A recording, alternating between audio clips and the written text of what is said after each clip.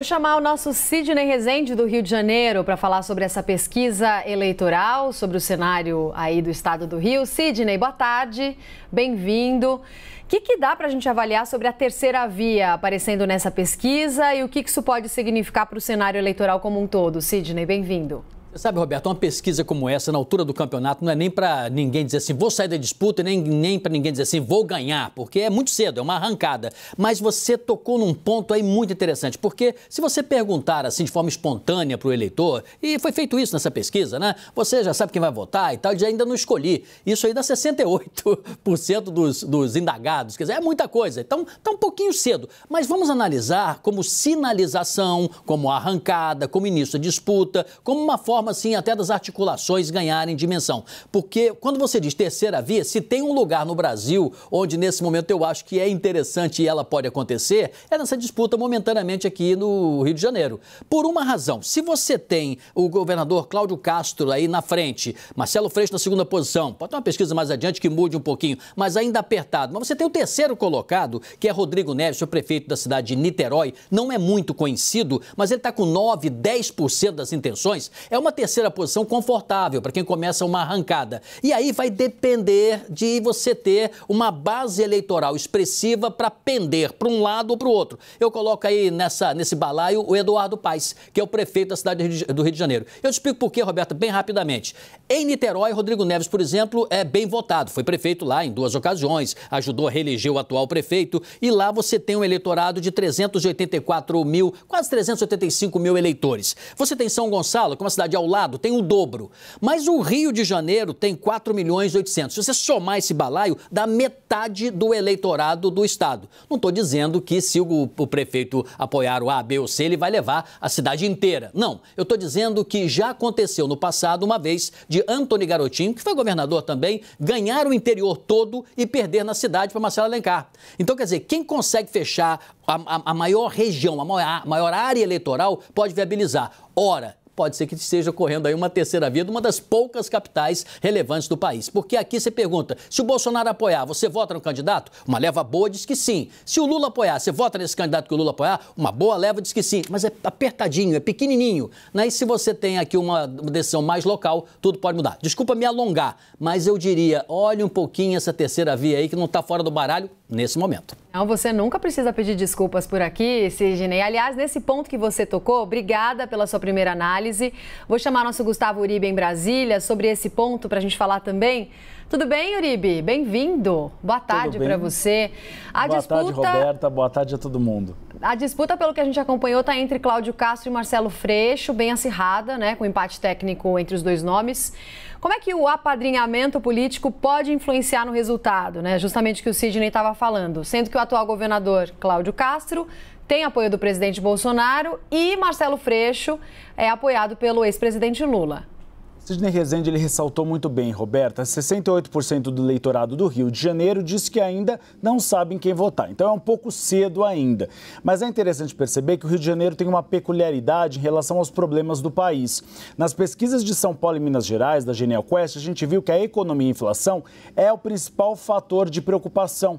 No Rio de Janeiro, não. É saúde e violência. E isso pode mudar um pouco o quadro local, sobretudo por conta das dificuldades do governo federal. A gente vê Cláudio Castro. Cláudio Castro tem uma certa vantagem na pesquisa e nos números em relação à avaliação do governo. 42% da população considera regular. Regular, Roberto, nesse tipo de pesquisa não é muito ruim, porque a população tende a preferir manter algo que considera regular do que haver uma espécie de mudança bruta. Então, isso favorece ele. E também aponta que 48% da população acha que ele deve ser reeleito. Então, não é um cenário muito negativo para ele.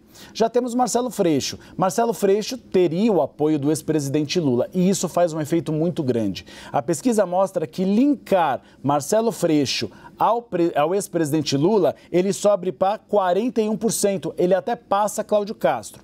Já o percentual de Cláudio Castro se mantém mais ou menos constante. Qual é a grande preocupação em relação a isso? Apesar do Rio de Janeiro ser o reduto da família Bolsonaro, você tem, segundo a pesquisa, 61% da população do Rio de Janeiro que considera que o presidente Jair Bolsonaro não deve ser reeleito. Então, ele, como padrinho de Cláudio Castro, não faz muita diferença.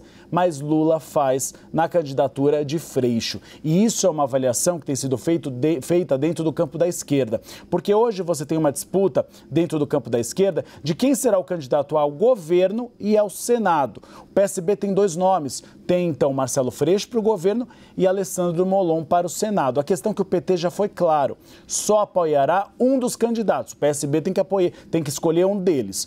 Neste caso, Marcelo Freixo aparece um pouco melhor. Já Alessandro Molon não aparece tão bem no Senado, ele aparece com 7%, empatado com Clarissa Garotinho, mas abaixo, por exemplo, de Romário, que tenta a reeleição, e também de Marcelo Crivella, ex-prefeito do Rio de Janeiro. Então, essa pesquisa pode ajudar o campo da esquerda a definir uma dessas candidaturas, porque André Ceciliano, por exemplo, que aparece na pesquisa com 4%, provavelmente não vai ser o candidato do PT. Ele abrindo mão, esses votos, como mostrou a pesquisa, também acabam indo para Marcelo Freixo, e aí o PT ficaria então com a vaga do Senado. Mas, repito, é muito cedo. 68% do eleitorado do Rio de Janeiro ainda não define um nome. Sempre bom a gente lembrar. Uribe, obrigada. Você volta daqui a pouquinho falando sobre outros assuntos também. De Brasília, vou voltar para o Rio, porque quem vai chegar para essa nossa conversa agora sobre corrida eleitoral para a cadeira de governador do Rio é o comentarista Alexandre Borges. Oi, Alexandre. Boa tarde, bem-vindo.